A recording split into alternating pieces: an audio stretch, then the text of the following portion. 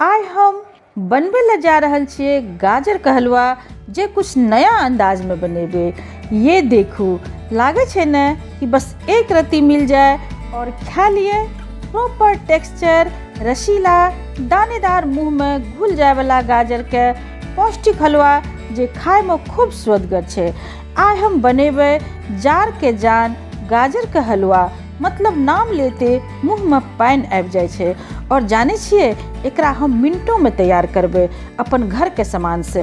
ये हलवाई स्टाइल गाजर का हलवा बाजार से भी बेसी टेस्टी, जेकरा बनबे खातिर नहीं मावा नहीं मिल्क मेड लगते। चलू तब बनाना शुरू करे छिए। सबसे पहले गाजर के धोए के छील के कद्दूकस कए लेबै।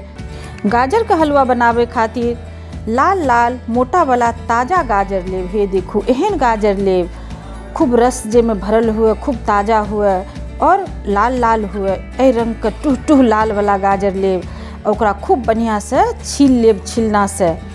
आ छीले के बाद ओकरा ऊपर का नीचल का मुँह का खूब नीक जकाँ काटि देब। जते दूर काला पोर्शन अगर रहे तो ओकरा हटा देबै। आ तब ऐठिन हम फूड प्रोसेसर में एकरा कद्दूकस कर रहल छियै। ये देखू, बहुत फास्ट, लगभग 2 मिनट में हमर सब गाजर जे छै से 1 किलो गाजर जे छै से कद्दूकस भए गेलै। तो यदि अहाँके फूड प्रोसेसर हुए तो फूड प्रोसेसर में कर लियो, और नहीं तो कद्दूकस से भी कर सकै छियै। नहीं तो फिर छोटा छोटा काटि के मिक्सी ग्राइंडर में भी दरदरा पीस सकै छियै। खूब मतलब कनी कनी चलेबै फिर रोकि देब, फिर कनी कनी देर चलेबै फिर रोकि देब तो दरदरा पीसल भए जाए। कढ़ाई के गर्म करबै और ओहिमे लगभग 50 ग्राम घी, लगभग 2 चम्मच घी दए के एकरा जे छै से अपना सब भुजबै। गाजर दए के लगभग 10 मिनट उल्टा पुल्टा के अहिना के अपना सब भूज लेबै। ओकर बाद एहिमे 1 लीटर फुल क्रीम दूध अपना सब दए के एकरा पकेबै। जब सब दूध सूखि जेतै तब एहिमे चीनी के प्रयोग करबै। अखन अपना सब एकरा चलबैत रहबै। खूब बढ़िया से ई जे छै से धीमे धीमे आँच पर जे छै से अपन पकैत रहतै।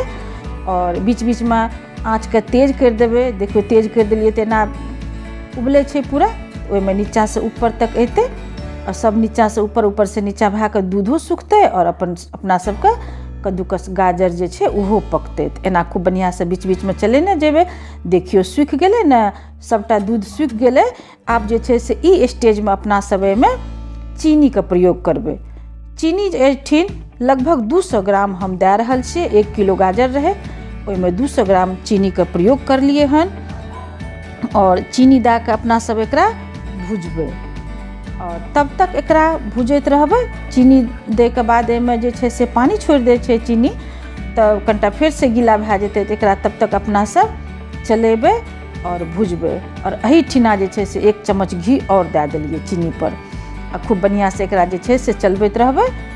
तब तक चलेबै जब तक जे छै से चीनी जे पानी छोड़तै से सूखि नहीं जाए और घी नहीं छोड़ दे हलवा। तब तक अपना सब एकरा चलबैत रहबै। एना मिला मिला के और चलबैत रहबै।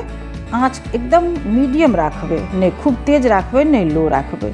देखियो, चीनी जे देलिए से पानी छोड़ देलकै। ई पानी के सुखाना बहुत जरूरी छै। आ एहिमे जे छै से इलायची पाउडर के हम प्रयोग करबै। है 5टा छोटकी इलायची, हरी इलायची के छील के बुकनी कए लेलिए आ ऊपर से यही स्टेज में दए देबै। और एकरा जे छै से अपना सबके ई लगभग तैयार भए गेलैए।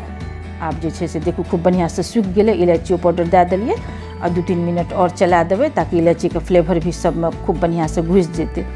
आ देखियो, अपना सबके ई पौष्टिक हलवा जे छै से तैयार भए गेलैए।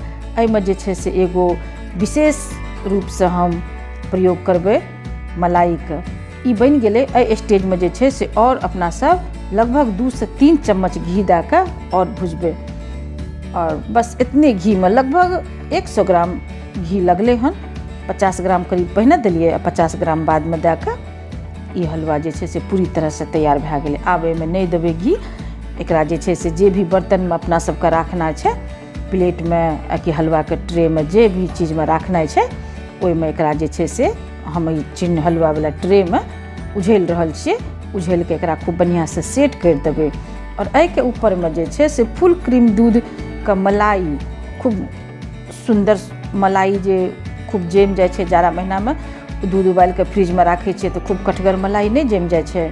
वही मलाई एकरा ऊपरसँ देबै। तऽ पहिने हलुआके पूरी तरहसँ सेट करि देबै एहि तरहसँ, छोलनीसँ भाई कोनो भी चीजसँ, हाथोसँ, जाहिसँ अहाँके सुविधाजनक बुझाबै ओहिसँ हलुआके अहिनाके सेट कए देबै खूब बढ़िआँसँ। आओर ताहिके ऊपरमे जे छै से मलाई क्रीम, ताजा मलाई देब, बासी नहि देब, ई बातके विशेष ध्यान राखब। अहिना कऽ ताजा मलाई पूरे पर फैला देबै अपना सब।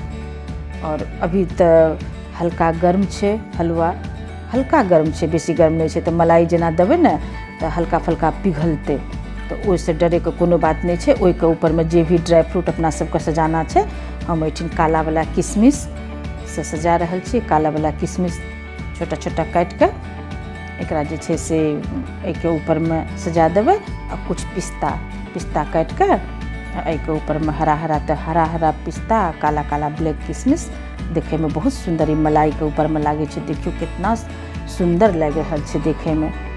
और जब ई हलुआ खेबै ने तऽ हमर दावा छै कि एहिसँ पहिने एहन हलुआ नहि खेने हेबै। खेने बहुत हेबै, अलग अलग तरहसँ बनै छै, लेकिन ई तरहसँ एक बेर बना कऽ जरूर टेस्ट करब। हमरा उम्मीद छै जिन्दगीमे कहियो नहि हमरा भूलब ई हलुआ एक बेर बना कऽ जब अहाँ खेबै तऽ। आ देखियौ खूब बढ़िआँसँ जब सेट भए गेलै, आधा घंटा 1 घंटा छोड़ि देबै। मलाई जब सेट भए जेतै खूब बढ़िआँसँ तब एहि तरहसँ अपना सब काटि लेबै। एकरा देखियौ एक मिठाईके तरह भी अपना सब प्रयोग करि सकै छियै, बर्फीके तरह प्रयोग करि सकै छियै।